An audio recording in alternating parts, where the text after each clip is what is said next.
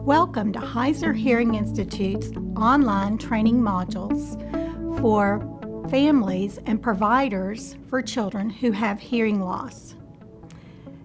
In the first chapter, we're going to take a look at the audiogram, what an audiogram is, and what information is represented on the piece of paper that comes from the audiologist's office.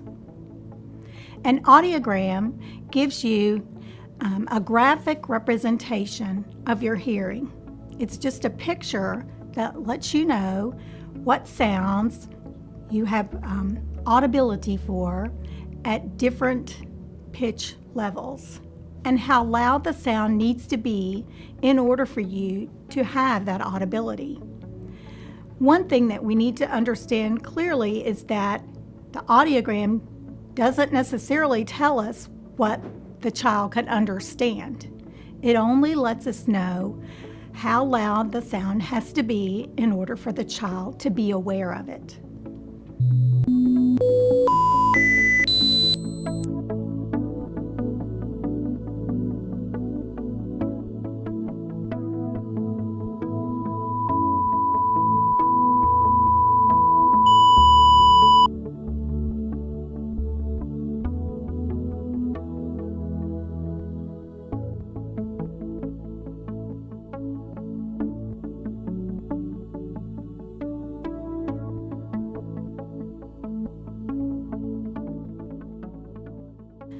So one of the ways that an audiologist describes a hearing loss is the degree of the hearing loss. And hearing losses can range from a mild loss to a moderate loss, to a moderately severe loss, to a severe loss, and then a profound loss. And each of these categories just goes down the chart as you're looking at the audiogram paper.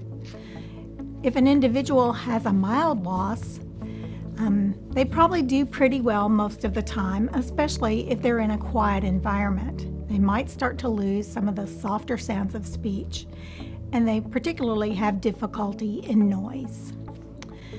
For a moderate hearing loss, those individuals can't hear the soft sounds of speech, even in a quiet room, and have more difficulty in noise in other environments. So they really begin to lose the audibility of the consonants altogether. For a severe hearing loss, again, the individual's ability to hear the consonant sounds is compromised, and they just really begin to get a sense of what the vowel sounds might be, and perhaps some of the intonation patterns. For an individual with a profound hearing loss, they can only hear the loudest noises that are around them. So for children who have a profound hearing loss, we know that it's really important to get them some adequate amplification to try to bring their hearing ability up as much as possible so they have some access to the speech sounds. What we're really interested in for young children and for all individuals with hearing loss is how they hear, particularly the speech frequencies, 500 hertz, 1000 hertz, 2000 hertz, and 4000 hertz, because that's going to impact how they understand what it is they hear. Of course, there are always factors that impact hearing in the young children that we serve. If the child has fluid in their ears, or has any allergies at all, they're likely to have a decrease in their hearing responses because of that condition. Even children with mild or minimal hearing losses require our attention from time to time. These would be losses that fall between 15 dB and 25 dB, pretty much borderline normal. But we know that there are times when academic delays begin to occur as early as the first grade. One of the tools that we find very useful when we're talking with families about their child's hearing is a familiar sounds audiogram.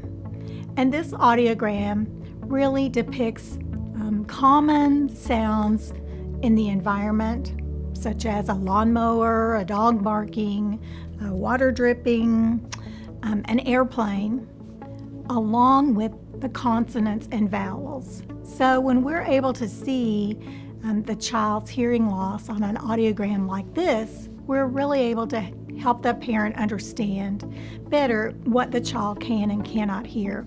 You know, lots of times we get reports about children have a 50% hearing loss. Well, exactly what does that mean to a family?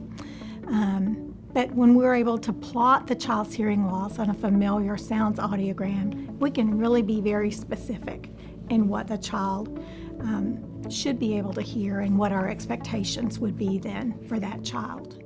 If you or I were to go have a hearing test, the audiologist would tell us to raise our hand or push a button when we think we hear the sound. And they would then present sounds at various pitches across the spectrum, starting from a low pitch to a high pitch. The audiologist would also gradually increase the volume or the loudness of the sound until the point where we could reliably say we think we hear the sound. Well, this kind of testing is very difficult with young children because most of the time babies are not able to hold up their hand and let you know when they hear the sound. So next you're going to see several examples of audiograms depicting various levels of hearing. In the first one, the individual has completed a hearing test without any hearing aids on, and we see X's and O's toward the bottom of the audiogram. The O represents the right ear, and the X represents the left ear. So you can see that this individual does not have much access to the speech sound. In the next example, the responses are marked with an A. This represents the individual's responses when he's wearing his hearing aids. You can see that there's a great improvement in the responses while the individual is wearing the hearing aids and now has some access to all of the sounds in the speech banana. The third example, you'll see the response line marked with CI. This represents the responses of an individual who uses a cochlear implant device.